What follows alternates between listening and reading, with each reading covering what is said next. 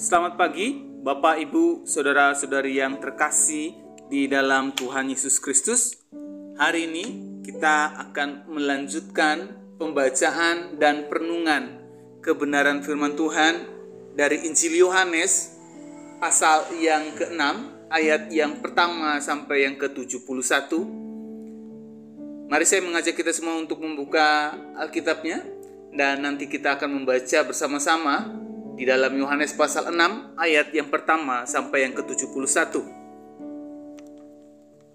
Begini bunyi firman Tuhan. Sesudah itu Yesus berangkat ke seberang danau Galilea, yaitu danau Tiberias. Orang banyak berbondong-bondong mengikuti dia karena mereka melihat mujizat-mujizat penyembuhan yang diadakannya terhadap orang-orang sakit. Dan Yesus naik ke atas gunung dan duduk di situ dengan murid-muridnya. Dan Paskah, hari raya orang Yahudi, sudah dekat. Ketika Yesus memandang sekeliling dan melihat bahwa orang banyak berbondong-bondong datang kepadanya, berkatalah ia kepada Filipus, "Di manakah kita akan membeli roti supaya mereka ini dapat makan?" Hal itu dikatakannya untuk mencobai dia, sebab ia sendiri tahu apa yang hendak dilakukannya. Jawab Filipus kepadanya, "Roti seharga 200 dinar tidak akan cukup untuk mereka ini, sekalipun masing-masing mendapat sepotong kecil saja." Seorang dari murid-muridnya, yaitu Andreas, saudara Simon Petrus, berkata kepadanya, "Di sini ada seorang anak yang mempunyai 5 roti jelai dan 2 ikan. Tetapi apakah artinya itu untuk orang sebanyak ini?" Kata Yesus, "Suruhlah orang-orang itu duduk."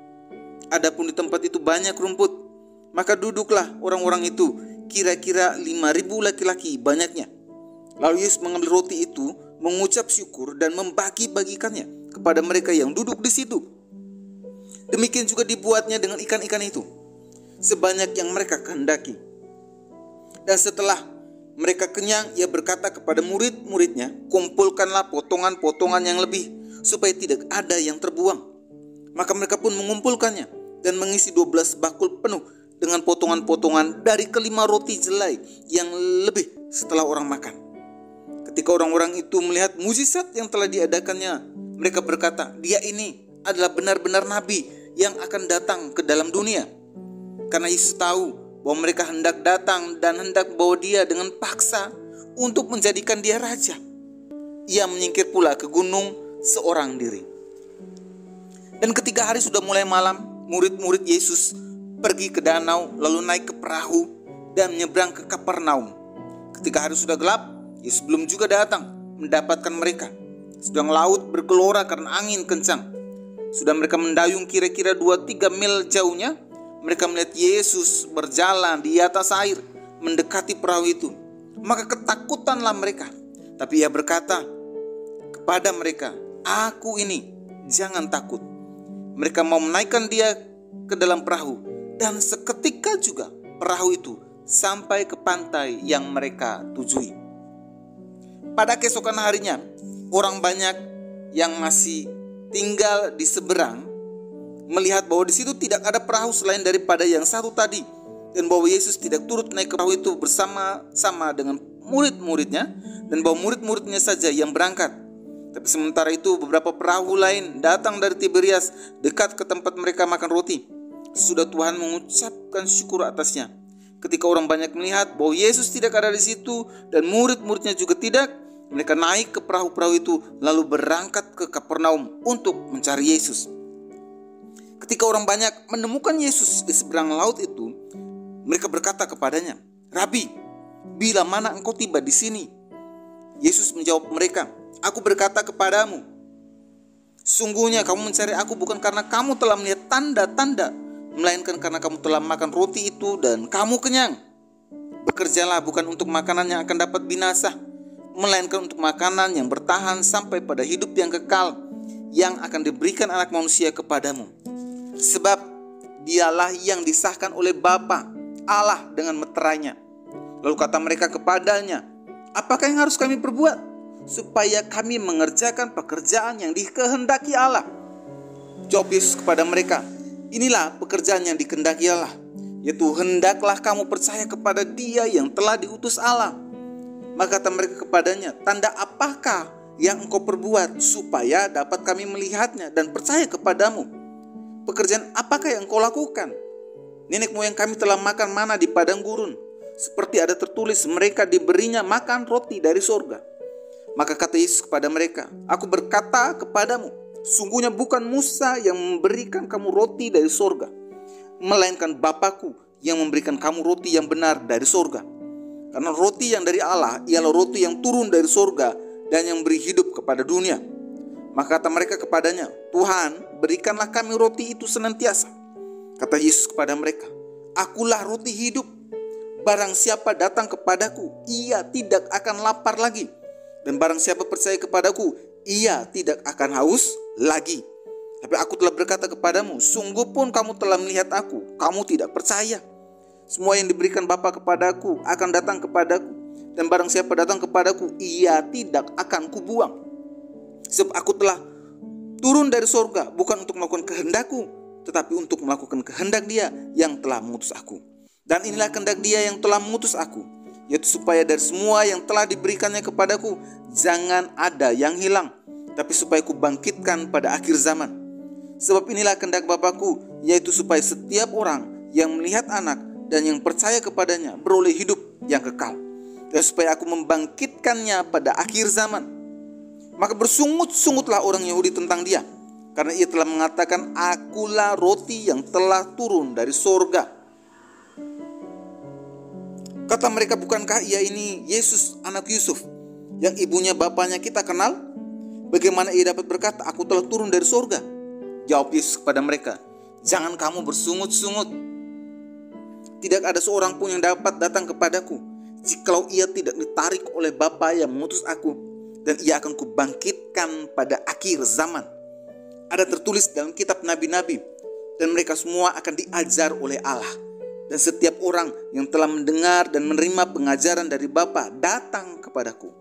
Hal itu tidak berarti bahwa ada orang yang telah melihat Bapa. Hanya Dia yang datang dari Allah, Dialah yang telah melihat Bapa. Aku berkata kepadamu, sesungguhnya barang siapa percaya, ia mempunyai hidup yang kekal. Akulah roti hidup. Nenek moyangmu telah makan mana di padang gurun dan mereka telah mati. Inilah roti yang turun dari sorga. Barang siapa makan daripadanya, ia tidak akan mati. Akulah roti hidup yang telah turun dari sorga. Jika seorang makan dari roti ini, ia akan hidup selama-lamanya. Dan roti yang kuberikan itu ialah dagingku, yang akan kuberikan untuk hidup dunia. Orang-orang Yahudi bertengkar antara sesama mereka dan berkata, bagaimana ini? Bagaimana ia ini dapat memberikan dagingnya kepada kita untuk dimakan?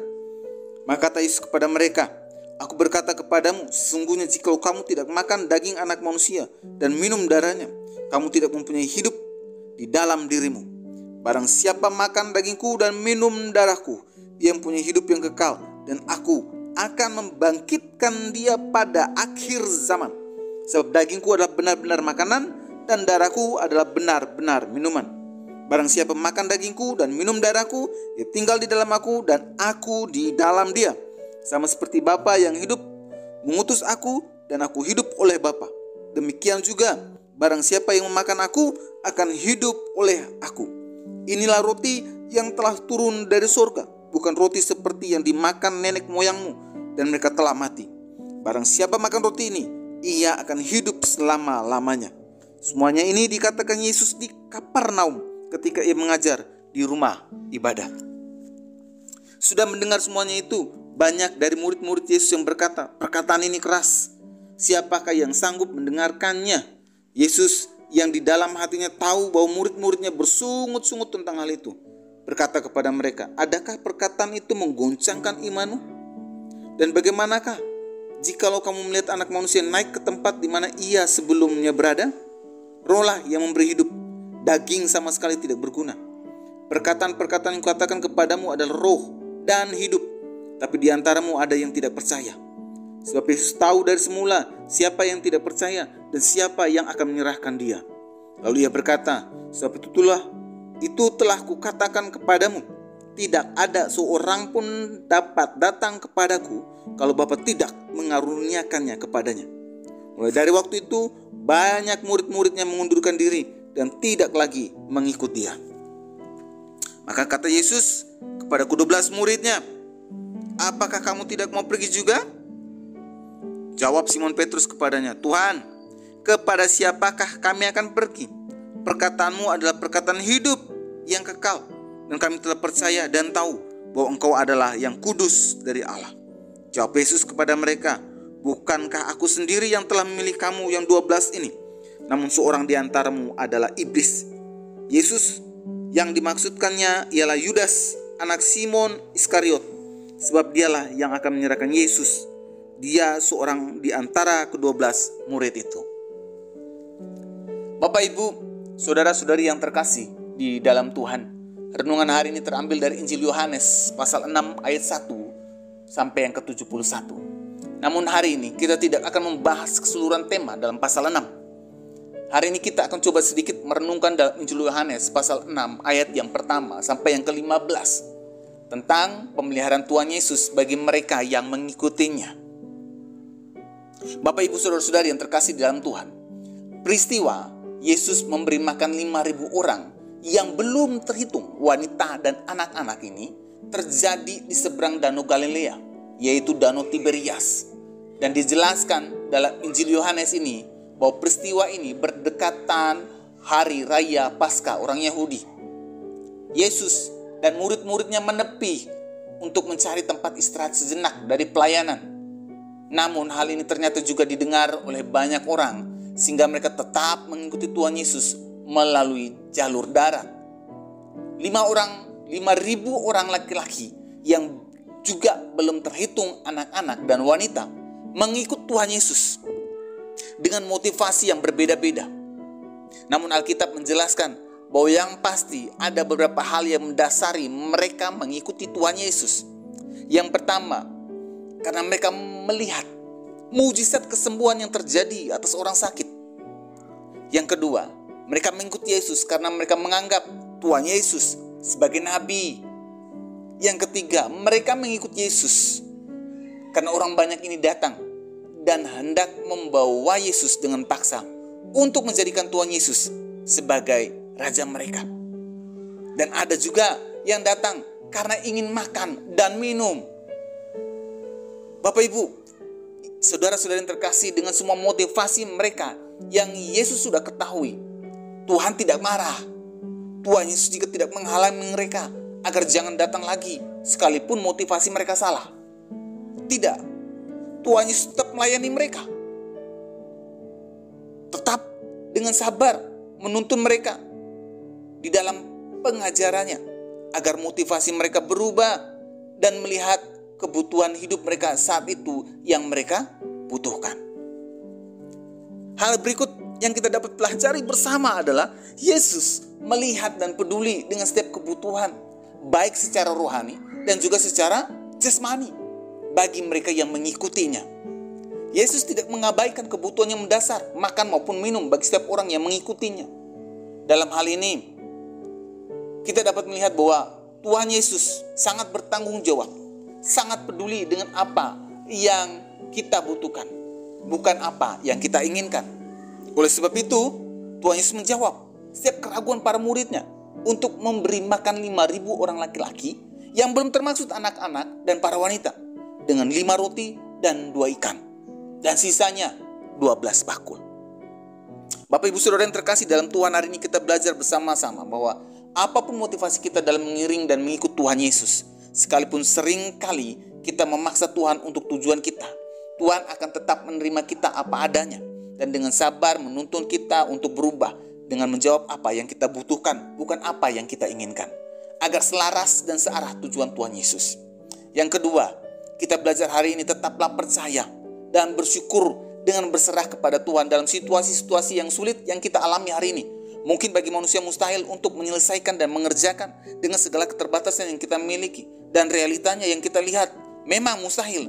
Namun hari ini kita belajar bersama bahwa apa yang kita punya, apa yang kita miliki hari ini, sekalipun sedikit, sekalipun kecil, sekalipun tidak banyak, serahkanlah kepada Tuhan. Lakukanlah apa yang menjadi bagian dan tanggung jawab kita sebaik-baiknya. Selebihnya serahkanlah kepada Tuhan, maka Tuhan yang menjadikannya satu yang tidak mungkin jadi mungkin. Mari kita berdoa. Tuhan Yesus, kami bersyukur melalui kebenaran firman Tuhan hari ini kami belajar bahwa Tuhan tahu apa yang kami butuhkan dan bukan apa yang kami inginkan.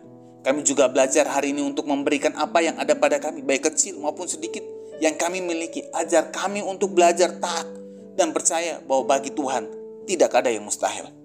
Di dalam nama Tuhan Yesus kami berdoa. Amin. Kiranya renungan hari ini terus menguatkan langkah iman kita dalam mengiringi Tuhan Yesus. Ingat, tetap teruslah berdoa, tetap teruslah percaya.